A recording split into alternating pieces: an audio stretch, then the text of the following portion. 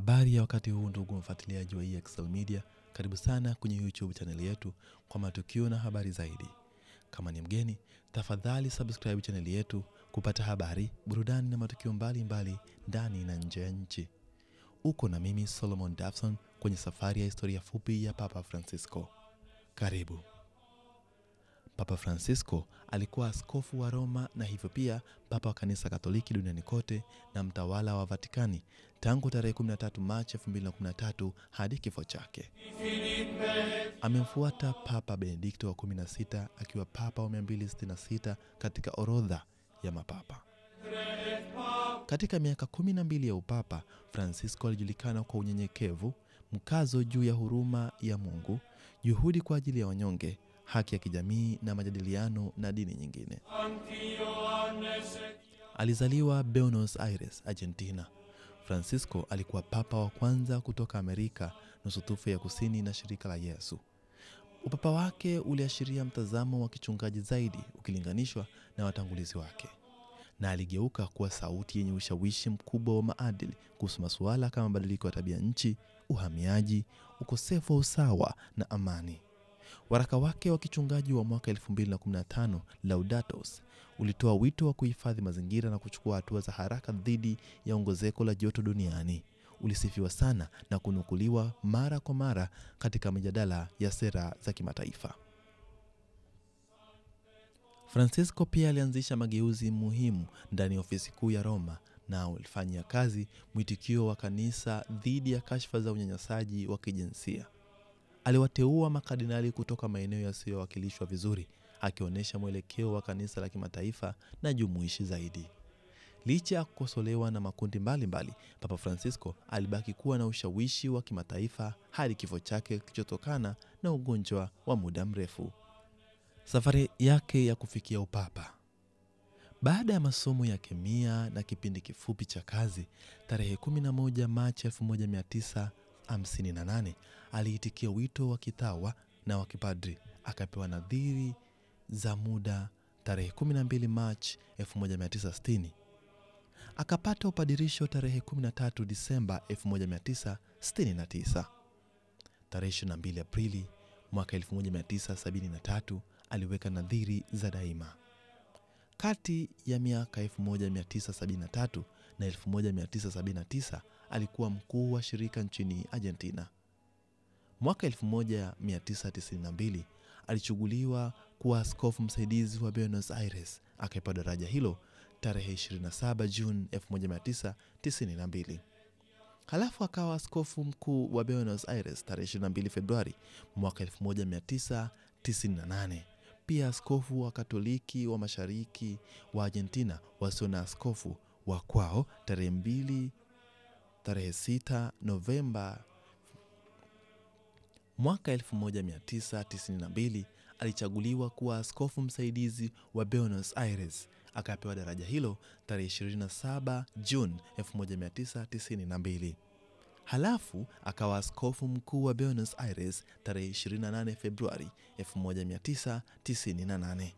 Pia askofu wa Katoliki wa Mashariki wa Argentina wasio na askofu wao tarehe 6 Novemba 1998.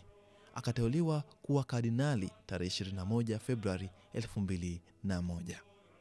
Kati ya miaka 2005 na 2011 alikuwa rais wa baraza la maaskofu Katoliki la Argentina.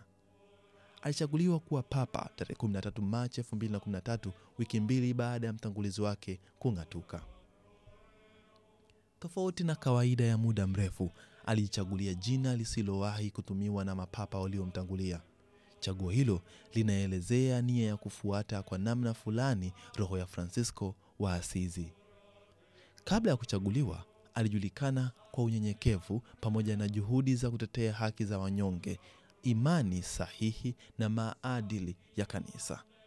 Tabia hizo alizileta katika ngazi za juu ya kanisa Katoliki, akijivutia mioyo ya watu wengi. Tarehe 13 Aprili 2013 alichagua jopo la makardinali 8 kutoka mabara yote limsaidie kuongoza kanisa na kurekebisha idara na ofisi zake huko Vatican.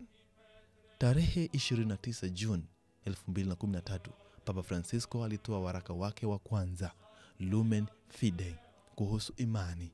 Huo ulifuatwa tarehe 24 Novemba 2013 na Evangelii Gaudium kuhusu uinjilishaji. Tarehe 18 Juni 2015 alitoa barua kwa watu wote na alitoa waraka huo uitwao Laudato Si kuhusu mazingira, mabadiliko ya hali ya hewa. Barua hiyo ilipokelewa vizuri na wengi. Upapa. Papa Francisco alianza upapa wake tarehe 13 Machi 2013 kufuatia kujiuzulu kwa Papa Benedikto wa 16.